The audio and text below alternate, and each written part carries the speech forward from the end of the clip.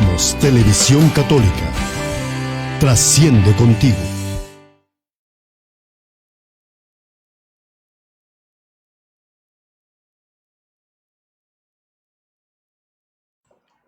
Muy buenos días, amigos, es un gusto estar nuevamente con ustedes en este martes 4 de mayo, ya otro mes que nos toca iniciar en este año 2021 y siempre con unas personas tan interesantes que nos aportan mucho y seguro que va a ser del gusto de todos ustedes lo que vayamos a escuchar el día de hoy, que es ese acercamiento, esa reflexión a la encíclica Laudato Si del Papa Francisco, y que su programa Cuidando Nuestra Casa Común es un ejercicio de ese acercamiento, a esa reflexión, y nos da la oportunidad de recibir en cada ocasión, cada martes de 11 a 12 de la mañana, en esta transmisión a través de Vamos, Radio y Televisión Católica, la presencia y el entusiasmo de personas que comparten esta lucha y que comparten este esfuerzo por mejorar las condiciones en nuestra casa común. Amigos, es el día, un día bonito, un día empezamos fresco y al ratito vamos a tener ya calor, pero es un día de primavera como para poder decirle al Señor: ¿sabes qué, Señor? Muchísimas gracias, Padre nuestro que estás en el cielo. Santificado sea tu nombre, venga a nosotros tu reino, hágase tu voluntad en la tierra como en el cielo. Danos hoy nuestro pan de cada día, perdona nuestras ofensas, como también nosotros perdonamos a los que nos ofenden. No nos dejes caer en la tentación y líbranos de todo mal. Amén.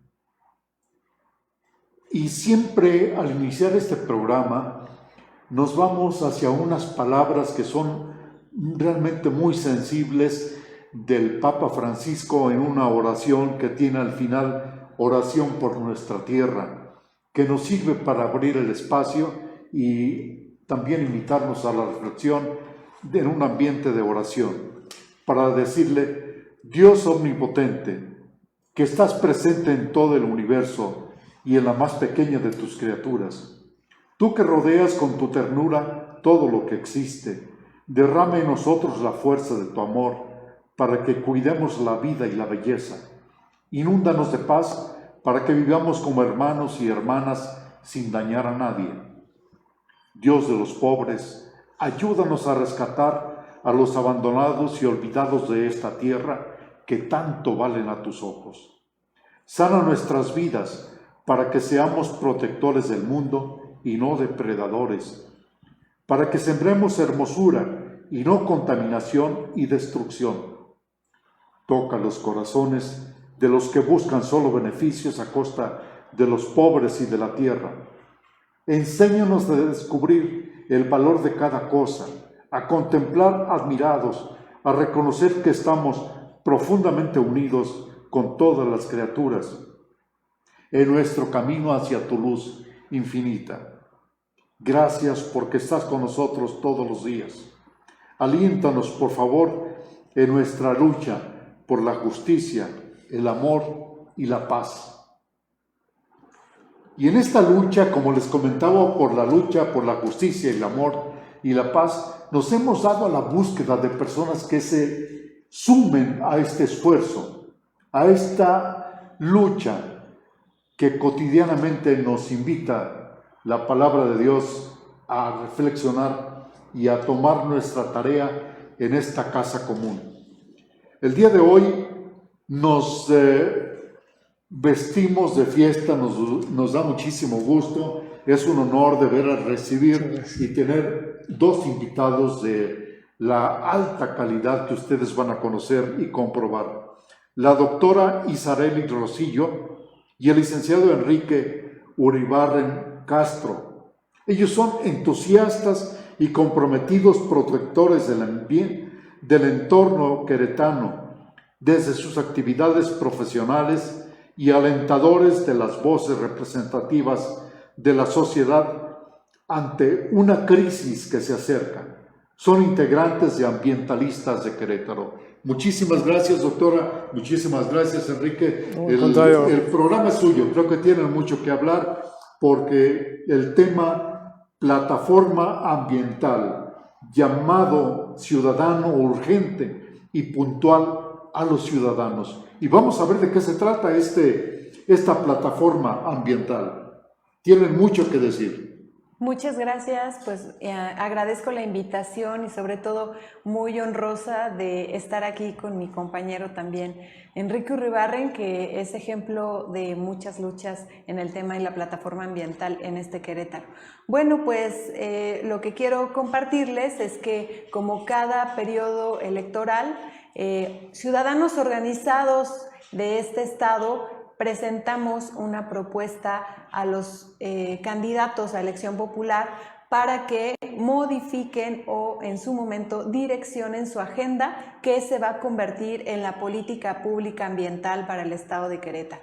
En ese contexto presentamos en esta ocasión, que no es la primera vez que lo hacemos, 13 puntos medulares de los cuales se pueden desprender otras acciones sistémicas para la integración de la política pública ambiental, pero 13 puntos que deben de ser tomados en consideración de forma inmediata para evitar un colapso ambiental que puede traer como consecuencia en el estado de Querétaro no solamente algunas alteraciones en el clima, la escasez del recurso hídrico, sino también como efectos colaterales pues un desequilibrio social porque la falta de acceso a los recursos naturales también golpea en la parte económica, podemos tener riesgos de inversiones y esto también disminuye en su momento el desarrollo de la familia, el desarrollo de las familias queretanas desde una cultura de paz.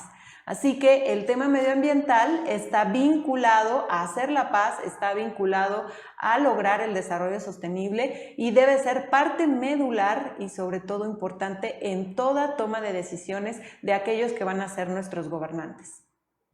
Ambientalistas de Querétaro solicitan a los candidatos de elección popular incorporen en su plataforma ambiental de campaña acciones precisas, claras y sólidas para atender el estrés hídrico que se vive en la entidad resultado de la sobreexplotación de 8 acuíferos de los 12 con los que cuenta el Estado, reducir la vulnerabilidad y aumentar la resiliencia social que ha ocasionado los efectos del cambio climático, así como frenar los acelerados cambios de uso de suelo en la entidad que han ocasionado la pérdida de la resiliencia ecosistémica y de biodiversidad. Omitir tales acciones propiciará un colapso ambiental, económico y social grave en la entidad. Y por eso el día de hoy tenemos a dos especialistas, dos entusiastas luchadores. Enrique, tú tienes mucho conocimiento y nos puedes decir que la doctora Isarely Rosillo cuenta con una gran experiencia. Platícanos un poco de la doctora. Bueno, para mí es un privilegio compartir la mesa con Isarely. Ya son muchos años de conocernos. A lo largo de estos años en los que he tenido el privilegio de conocerla, bueno, pues he visto también cómo profesionalmente ha ido creciendo en el saber y en el hacer en materia ambiental.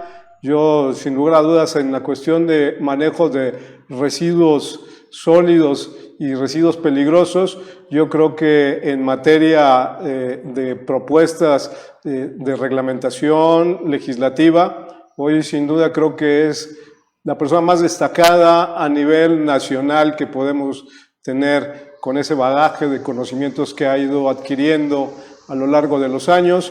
Y no solo en el ámbito nacional, en muchos países hermanos nuestros de Centroamérica, ella ha sido la asesora y artífice de legislación en materia ambiental en este sentido. Entonces, desde luego que estamos ante una de las voces más capacitadas en ese sentido y también profunda conocedora del tema del cambio climático, de las implicaciones que trae consigo. Sin duda alguna también esto es parte del expertise de Isarelli, que me atrevo a decir en ese sentido, después de su gran mentora, desde luego, que es la doctora Cristina Cortinas, después de que en los temas ambientales, mucho a nivel nacional, seguramente habrán escuchado de ella. Bueno, pues no pudo haber tenido mejor alumna y que desde luego estoy seguro superará al maestro. Una de esas personas es Isarelli. Con esto nos damos cuenta que el día de hoy tenemos invitados realmente muy especiales por los conocimientos que tienen. Y aparte de los conocimientos, por esa lucha que los ha mantenido pues despiertos y que sean la voz de sensibilizar a la sociedad queretana.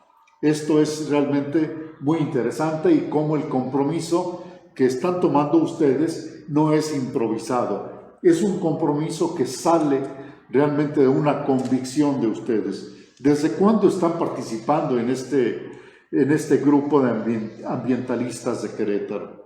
Bueno, pues yo tengo 16 años de experiencia en el tema medioambiental y me incorporé a los grupos que estaban defendiendo la causa medio ambiente aproximadamente hace 13 años.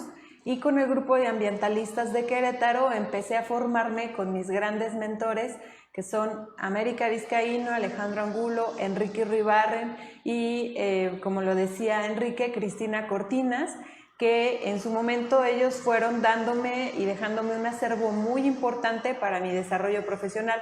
Tengo 13 años apoyando la causa con ambientalistas del estado de Querétaro, no solamente planteando la plataforma, ¿no?, sino este grupo de ciudadanos organizados también hacen propuestas, también presentan la defensa ambiental a través de litigio, fortalecen la política pública.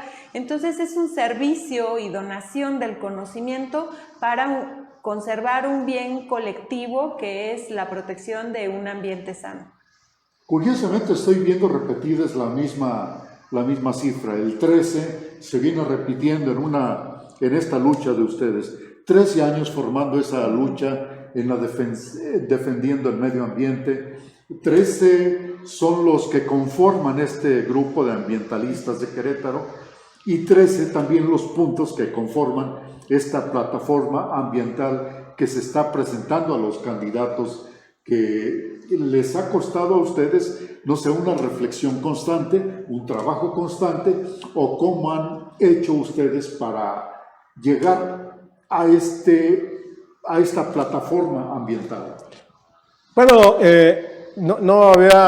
me había percatado de tantas coincidencias con el número 13. Algo tendrán que decir. Tiene que ser de buena suerte. Esperemos que así sea. Pues más que de buena suerte, que sea la oportunidad para que de una vez por todas los candidatos y los tomadores de decisiones tomen muy en serio la cuestión ambiental.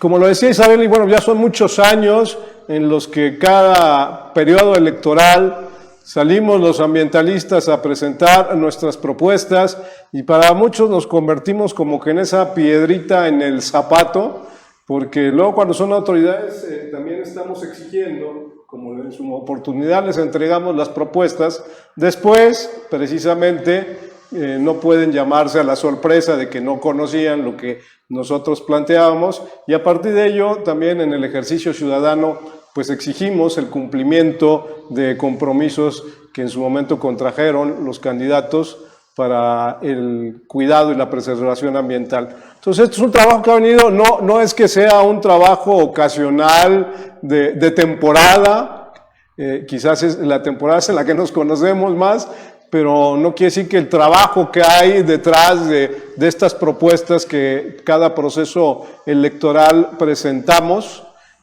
es en el quehacer diario de nosotros, las experiencias que vamos recabando información y sobre todo que en el tiempo, lejos de ver que la situación se modifica sustancialmente de manera favorable, por el contrario, vemos que se modifica sustancialmente de manera desfavorable. Y aquí, si me lo permites, introduciéndonos un poquito en la cuestión de propiamente de las propuestas. Si son 13, pero hoy venimos haciendo insistencia de manera particular en 3, por la trascendencia que tienen estas 3 para el desarrollo de la vida social y económica de la entidad. Desde luego estamos hablando del tema del agua, fundamental. Estamos hablando del cuidado de los ecosistemas y su biodiversidad, fundamental también inclusive para la cuestión de la recarga de los acuíferos. Y el tercer tema, el cambio climático, los efectos y las afectaciones que esto puede provocar, por ejemplo, en el ciclo hidrológico. Por eso creemos que es de manera muy incisiva que tenemos que hacer énfasis en esta situación. Cuando yo decía que lo vemos de manera desfavorable, hace 6 años, cuando estaban en campaña los candidatos, incluyendo nuestro hoy gobernador, en esa ocasión le presentábamos un diagnóstico de cómo estaban los acuíferos del estado de Querétaro. Hace 6 años teníamos 6 acuíferos sobreexplotados, teníamos un déficit de 238 millones de metros cúbicos de agua al año y veníamos insistiendo en que se debían tomar una serie de acciones que modificaran esta tendencia. 6 años después, ahora que estamos nuevamente haciendo el trabajo con todos los candidatos, desafortunadamente vemos que en lugar de ser 6 los acuíferos sobreexplotados, hoy como tú atinadamente lo señalabas hace unos instantes en tu introducción, Rafael, hoy son 8 los acuíferos sobreexplotados. Y de 238 millones de metros cúbicos de sobreexplotación que teníamos en esos 6 acuíferos, hoy tenemos, cerrando la cifra, en 246 millones de metros cúbicos de sobreexplotación en estos 8 acuíferos. A este ritmo, desde luego, que es insostenible seguir manteniendo un desarrollo social, fundamentalmente, y económico en la entidad que sea sustentable y que pueda atender a las necesidades de las generaciones venideras. Ese es uno de los principales temas que creemos que es fundamental que se pongan sobre la mesa, que se analicen y desde luego que también ahí estamos poniendo propuestas que si quieres en una segunda instancia podemos abordar de algunas de ellas, de cómo buscar disminuir estos déficits que tenemos viendo de cara a una sustentabilidad en los próximos años. La situación que están analizando ustedes, a la cual han llegado para plantear estos 13 puntos de la plataforma ambiental, han sido mucho de la observación y están viendo ustedes realmente como un peligro, un riesgo que se avecina para Querétaro. ¿Es así? Sí, desafortunadamente nosotros creemos que hemos crecido insosteniblemente. Del 1970 a la fecha ha incrementado la población en el estado más de un 1,700%. Sin embargo, este crecimiento no ha sido proporcional al fortalecimiento de la infraestructura y la capacidad de resiliencia de los ecosistemas. Esto quiere decir que los ecosistemas tienen una capacidad de carga y esta capacidad de carga implica respetar el límite que pueden soportar de extracción para abastecer a la población existente. Esto, como lo decía Enrique, es respetar el recurso disponible frente a la población. Entonces ahora nos enfrentamos en que la infraestructura tiene que fortalecerse, las áreas naturales tendrán que incrementarse porque la población se ha incrementado y porque nuestros acuíferos necesitan en su momento también respetar su capacidad de carga y abonarles a que ellos puedan recuperarse antes de seguir extrayendo desde una política de sobreexplotación. La sobreexplotación nos lleva al caos, ¿no? Es como una cuenta de banco si nosotros tuviéramos un ahorro que nos han dejado nuestros padres desde hace muchos años y en lugar de administrar eficientemente, lo que hacemos es sacar. Entonces nosotros tenemos que contribuir a evitar el colapso desde la política pública a tener acciones que fortalezcan la infraestructura, pero también necesitamos fortalecerlo desde la ciudadanía. Y esto implica un respeto individual, ¿sí?, y colectivo desde nuestro hogar, desde nuestra casa, para tomar conciencia que no todo las decisiones o las acciones se pueden hacer desde el gobierno, sino que nosotros también desde una forma responsable y sostenible podemos tomar acciones muy puntuales para contribuir desde nuestro lugar en respetar el tema medioambiental.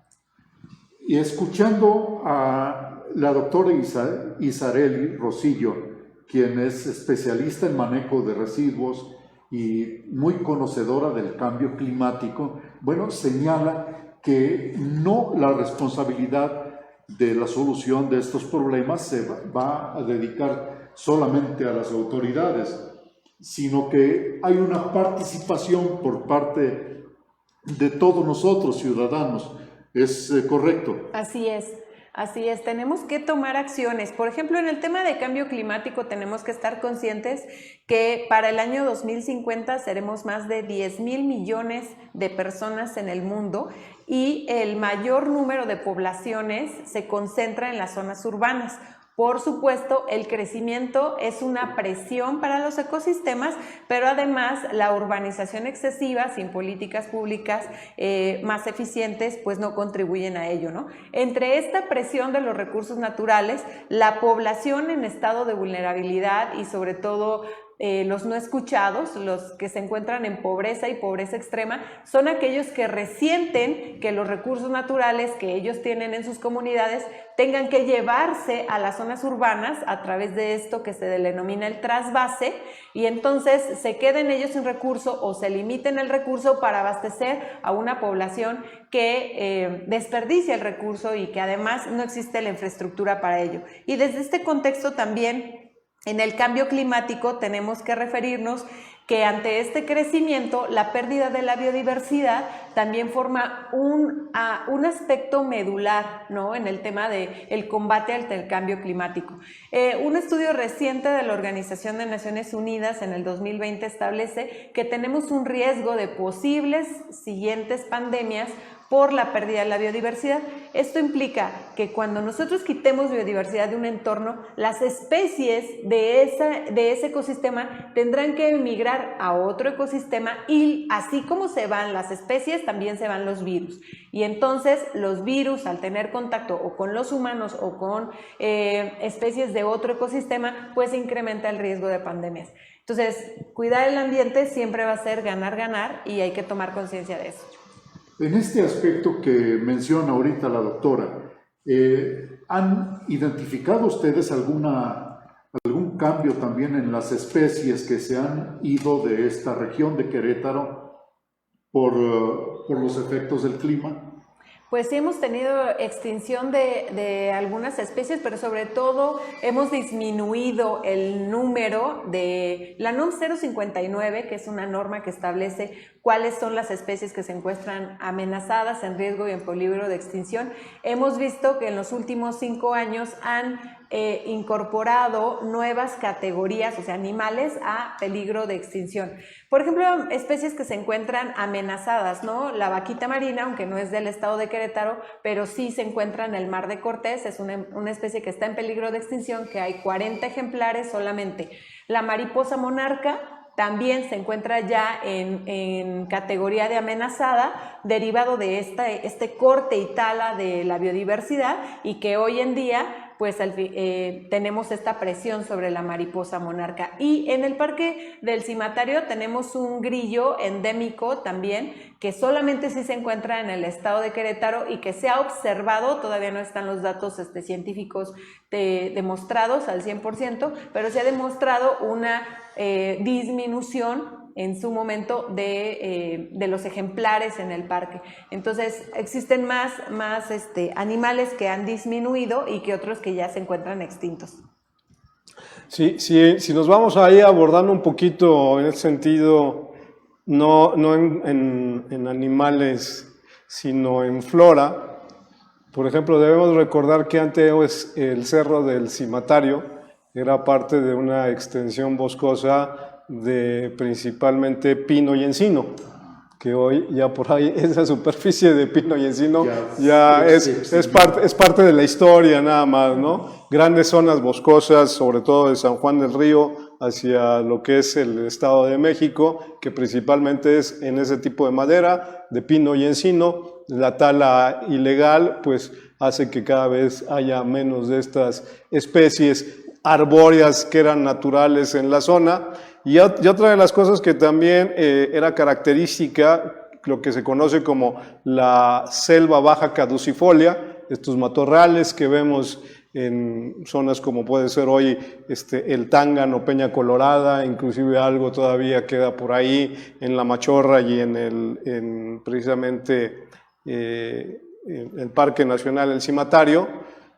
Pues desafortunadamente ahí tuvimos una época de un alcalde que los calificaba como lagartijeros y entonces les concedía el cambio de uso de suelo sin ton ni son y llevó a que prácticamente hoy los últimos relictos de selva baja caducifolia que hay a nivel nacional sean estos pequeños manchones que quedan en Querétaro, ¿no? Entonces ahí bien vamos viendo cómo en ese sentido pues hemos ido modificando y destruyendo ecosistemas que eran característicos de nuestra entidad. Y señalas, ¿ha sido esto consecuencia de los permisos para, digamos, para nuevos fraccionamientos o en qué ha consistido? Sí, desde luego, la mancha urbana pues ha venido creciendo desproporcionalmente hacia las orillas, cada vez hay más placas de cemento que nos van uniendo con otras zonas urbanas aledañas. Y hoy inclusive ya se habla cada vez con mayor, digamos, frecuencia y asimilación de la megalópolis, entendiendo por megalópolis lo que será la Ciudad de México, Tlaxcala, Puebla, Querétaro, desde luego todo lo que está entre Querétaro y la Ciudad de México es que pasa por los estados de Hidalgo, el Estado de México, como que eso será una gran mancha urbana. Y si alguien tiene oportunidad algún día de tomar un avión de la Ciudad de México a Querétaro, en noche se dará cuenta que en ningún momento del trayecto estaremos dejando de ver luces. Entonces eso nos habla de cómo cada vez se va expandiendo y expandiendo esta mancha urbana, pero sin considerar de ninguna manera algo que queremos preservar en Querétaro, que hemos sido también muy insistentes durante los últimos procesos electorales, diciendo a los candidatos de que tenemos que tener un cinturón verde en esta mancha urbana de Querétaro que nos dé cierta viabilidad en el aspecto, por ejemplo, de captura de CO2, que nos permita pues purificar algo el aire de nuestra zona, que evidentemente se ve afectado en la medida en que cada vez hay más vehículos automotores, hay mayor número de emisiones, mayor contaminación. Entonces necesitamos este cinturón verde que nos permita la captura de este carbono para purificar el aire del Valle de Querétaro.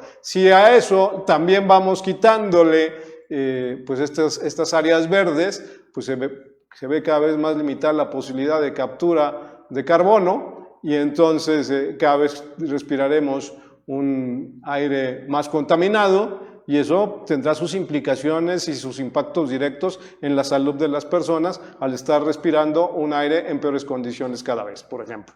En esta observación, estos estudios que han hecho ustedes, que ya los plantean en esta plataforma ambiental, se dan cuenta y nos señalan a los candidatos también que no son suficientes las áreas verdes para mejorar el ambiente, para mejorar el oxígeno.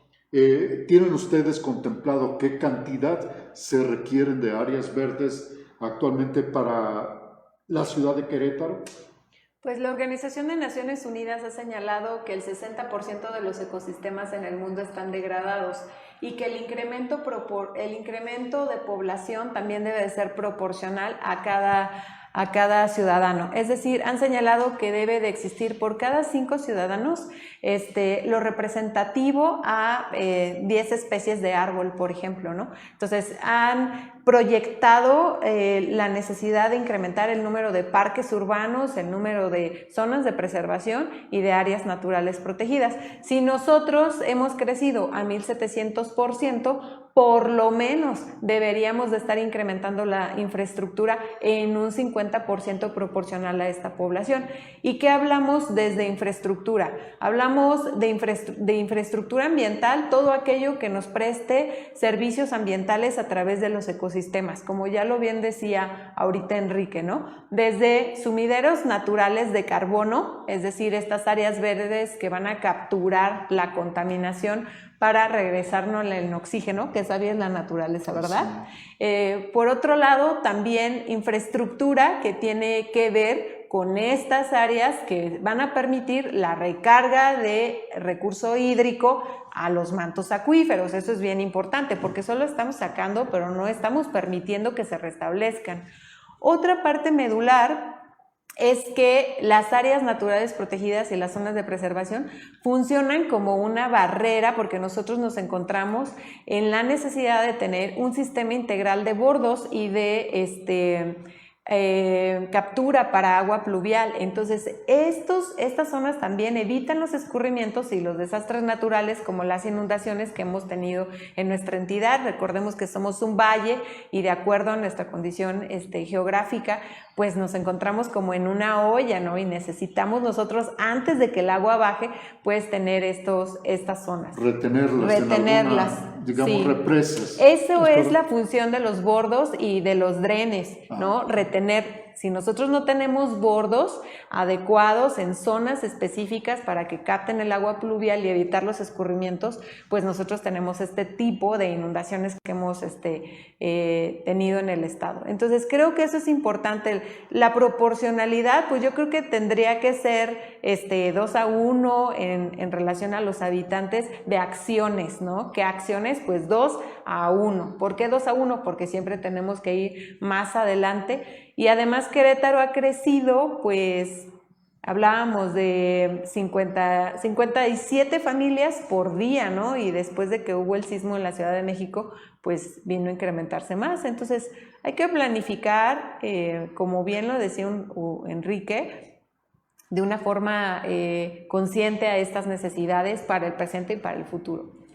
Nos están haciendo señalamientos que vale la pena ser tomados en cuenta, no solamente por los candidatos que van a un puesto de elección popular, sino también a la colaboración de todos nosotros como ciudadanos, que también tenemos una responsabilidad en este mal uso, en estos abusos que existen.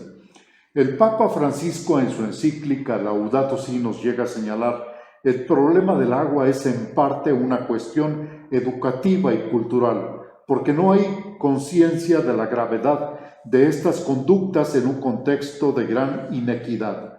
Una mayor escasez de agua provocará el aumento del costo de los alimentos y de distintos productos que dependen de su uso. Algunos estudios han alertado sobre la posibilidad de sufrir una escasez de agua dentro de pocas décadas, dentro de pocos años, si no se actúa con urgencia.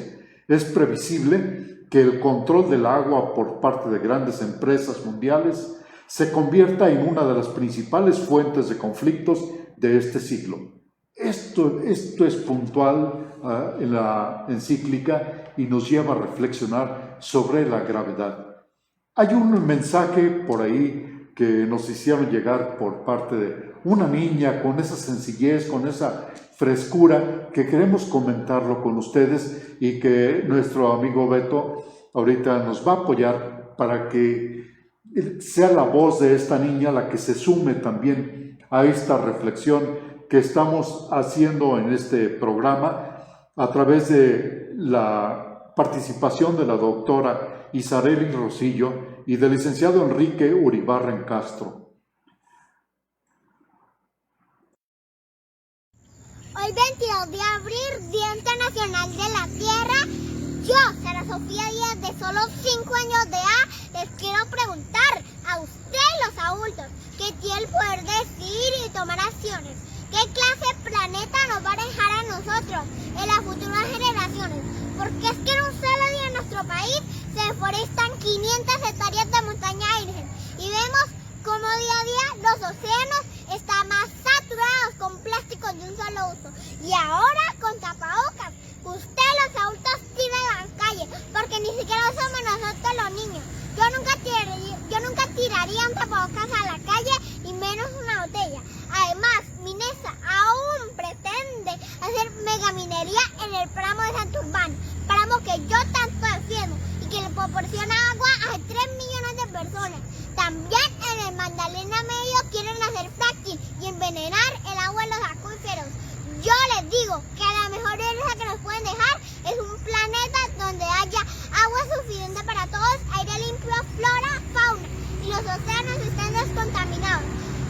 invito a todos los niños del mundo a que nos unamos y no nos quedemos callados y les exijamos a los adultos el cuidado del medio ambiente. Muchas gracias. Buena reflexión con la sencillez de la interpretación de esta niña. Y así, bueno, tenemos también una canción que me gustaría comentarla con ustedes, ver que no todo está perdido. Hay guerreros que tenemos que luchar y es una canción que vamos a ver si nuestro amigo Beto nos la puede poner, una canción Guerreros de Luz, donde nos identifica a cada uno de nosotros como capaces de luchar. Y tenemos que luchar por salir adelante con una nueva humanidad, con nuevas condiciones de bienestar para todos. Guerreros de Luz. This song is to show gratitude to all the people give his best effort for get the peace between the countries, the cities, the people. The name of this song is Light Warriors, the warriors of looking for light. Vámonos, señores.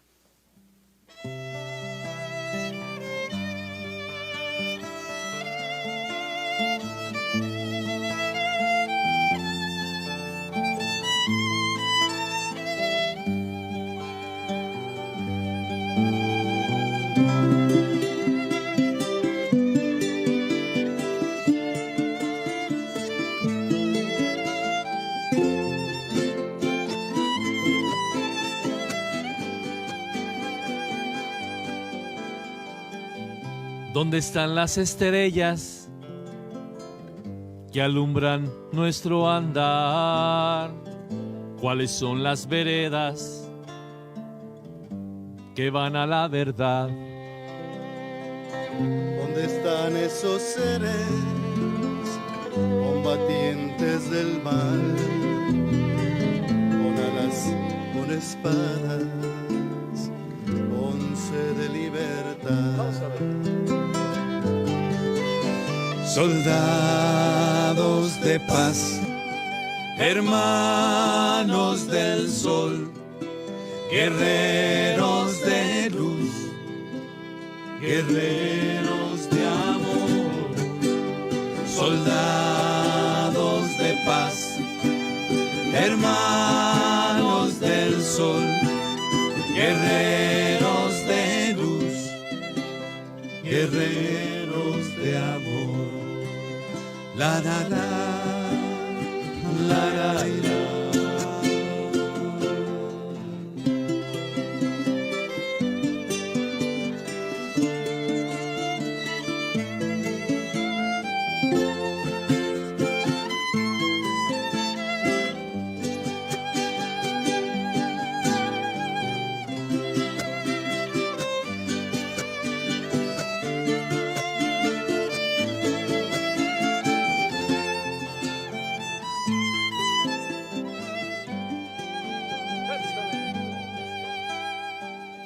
Pescadores de flores con auras de color cabalgan por el cielo, sembradores de amor, Defensores del fuego, creados para amar, humildes mensajeros, no detengan su andar. soldados de paz, hermanos del sol, guerreros de luz, guerreros de amor, soldados de paz, hermanos del sol, guerreros de luz, guerreros de amor. La la la, la la la.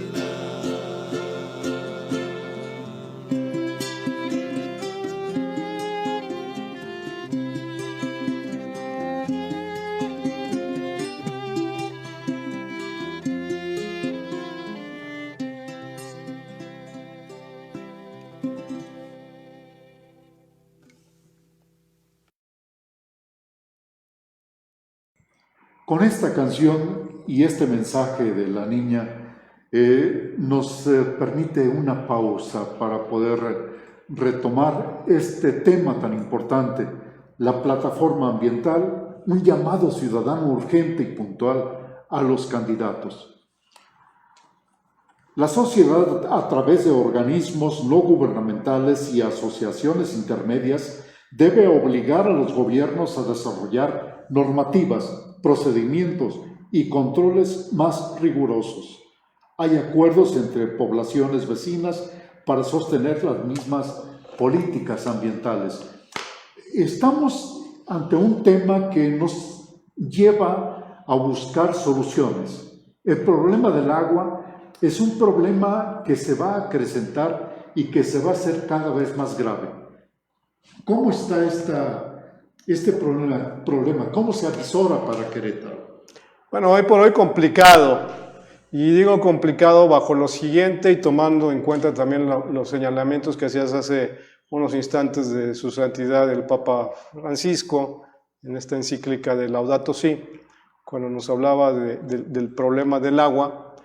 Nosotros en el estado de Querétaro, la Comisión Estatal de Aguas tiene la obligación en las zonas urbanas de dotar de 200 litros de agua diario por persona, considerando un promedio de que en cada domicilio viven 5 personas, se dotan a cada unidad habitacional cuando menos de 1,000 litros diarios de agua para la subsistencia de esa casa habitación. Eso sería, digamos, el planteamiento en lo ideal. Pero cuando lo contrastamos con la realidad, aun cuando hay zonas de Querétaro, sobre todo en el campo, en donde la población carece del acceso al agua, se tiene que transportar durante largas jornadas de al menos 1 hora caminando con la mula, con 2 bidones para cargar en el río agua y después regresar otra hora con el burro caminando. Así como hay en las zonas urbanas, pues tenemos zonas donde lo que hay es simplemente abrir el grifo y abundancia de agua. Eso nos ha traído como resultado que en promedio en Querétaro se consuman 360 litros diarios de agua por persona en promedio. Es decir, casi nos vamos al doble de lo que tiene la obligación de la CEA. Primera acción que debe tomar la ciudadanía, no los candidatos, que debemos de tomar todos en serio, sobre todo para garantizar un futuro como nos lo pedía hace unos instantes la niña en su mensaje, de un mundo con agua para todos. Si para nuestros hijos o para nuestros nietos queremos garantizar el acceso al agua en las zonas urbanas de Querétaro, primero que nada deberíamos reducir estos consumos que nos lleven a los 200 litros diarios, que es lo que en obligación tiene la CEA de dotarnos. Pero voy más allá. Si llegáramos hoy, quitar un garrafón de agua de estos de 20 litros y el consumo por persona fuera de 180 litros diarios, eso impactaría en un ahorro de extracción de agua en el acuífero de 41 millones de metros cúbicos de agua, que vendrían a venir a amortizarse en los déficits que tenemos. Entonces hay una serie de acciones de conciencia en lo personal que debemos ir implementando, que eso no depende de candidatos, no depende de que esté legislado o no, depende ante todo de conciencia y de solidaridad con nuestros semejantes, sobre todo con las generaciones venideras, para garantizar que ellos tengan el recurso. Eso lo dejo yo en el tema de agua, de manera introductoria para Isareli, que es experta en ello. Ahora nos resulta que no solo cada vez, como lo señalaba ella antes, somos cada vez un mayor número de habitantes en Querétaro, sino que además cada vez somos más cochinos, porque cada vez generamos más residuos sólidos por persona. Y entonces también esto hace insostenible. No hay infraestructura ambiental, llamemos de rellenos sanitarios, que a este ritmo de crecimiento de generación de basura pues pueda ser sustentable, pero creo que en esto quien tiene mayor capacidad que un servidor para expresarlo de mejor manera es Isareli, sin duda alguna. Muchas gracias. Bueno, quisiera referirme primero a la encíclica. en relación para tomar conexión con este tema de la generación de residuos. El Papa Francisco señala ahí muchos datos de los organismos internacionales que nosotros estamos señalando, como la FAO, la Organización de Naciones Unidas, el Programa de Naciones Unidas para el Medio Ambiente, y es una encíclica por demás importante porque tiene un acervo científico muy relevante. Entonces podremos señalar que los datos científicos están utilizados, están usados para el bien en hacer un llamado a todos estos cristianos, a todos nosotros que estamos llamados a cuidar la creación. Y entonces, en este sentido, quisiera señalar que una de las cuestiones que inspira al Papa, y lo señala en la encíclica, es pues San Francisco, ¿verdad? Y entonces él hablaba que en todo lo que lo inspiró a él desde que estaba en Argentina, desde ser obispo y demás, ha sido específicamente una parte medular el cuidado de la ecología. Y en esta cuestión, el cuidado de la ecología tiene que ver una vinculación con el consumo, porque nosotros sabemos que en ocasiones los vacíos del espíritu los llenamos con las cuestiones materiales. Y entonces nos volvemos consumidores y consumidores de cosas que van a desecharse, y existe un estudio de línea base de la circularidad de los productos que nosotros consumimos, que normalmente lo que consumimos se va a los residuos, al desperdicio, a la basura, en un periodo no mayor de 6 meses. Estamos hablando de productos a largo plazo, ¿no? Es lo que señala el Papa de la cultura del descarte. La cultura del descarte, y sobre todo la cultura que va de consumir, de producir, de consumir y de desechar. En eso consiste la cultura del descarte. Del descarte, en otras palabras, se le llama la cultura de la cuna a la tumba, que no tiene una circularidad, que no tiene una reintegración saludable en la naturaleza. Y en esta cultura del descarte, pues hemos incrementado nuestro consumo y por supuesto la generación de residuos. Un habitante promedio de México está generando 1,2 gramos por día de residuos, y para zonas urbanas, para zonas rurales, perdón, de 0.700 gramos a 900 gramos. El estado de Querétaro tiene una generación promedio de 0.980 gramos, pero ha habido picos de incremento a 1,100 gramos. Sin embargo, también esto que genera el incremento de los residuos son desperdicios que no están siendo aprovechados. El 60% de los residuos en México son residuos de alimentos. ¿Qué quiere decir? Que aparte de todo, ante una crisis humanitaria, ante una crisis en tema de alimentos, lo que tiramos son alimentos. Y eso, pues, es un pecado, ¿no? Entonces, cuando hay gente que lo requiere, claro, que lo necesita. Por supuesto, y si hay gente que necesita esos alimentos, que los está pidiendo en la calle, personas en situación de calle te piden alimentos, no tienen acceso, olvídense de los servicios básicos, a la alimentación. Entonces, la seguridad alimentaria es un derecho y para protegerlo debemos también evitar desperdiciar residuos. Ese 60% no debería de existir. El otro 30% de residuos que nosotros tiramos son residuos de valor, son residuos reciclables, un 10% y el otro 20%, el otro 10%, perdón, son residuos que deberían de ir a un tratamiento especial o que no tienen comercialización, como los residuos sanitarios, ¿no? Pero también en el hogar estamos generando residuos peligrosos, y con esta pandemia del COVID-19 generamos cubrebocas. Si tuvimos pacientes contaminados de COVID-19, van mezclados a veces con los sólidos urbanos, residuos que son sanitarios, a veces se mezclan con los desperdicios de alimentos, pero no nos ponemos a preocuparnos en las personas que recolectan esos residuos. Entonces, no tenemos un cuidado de separación, lo mandamos afuera sin ningún cuidado, y entonces los grupos vulnerables vuelven a resentir nuestra irresponsabilidad ambiental, que son los recicladores, los recolectores, porque abren las bolsas, sacan los residuos, se pinchan con nuestras agujas, se quedan expuestos a nuestros virus, y entonces vivimos no solo en un aspecto de desperdicio, sino de ausencia de solidaridad.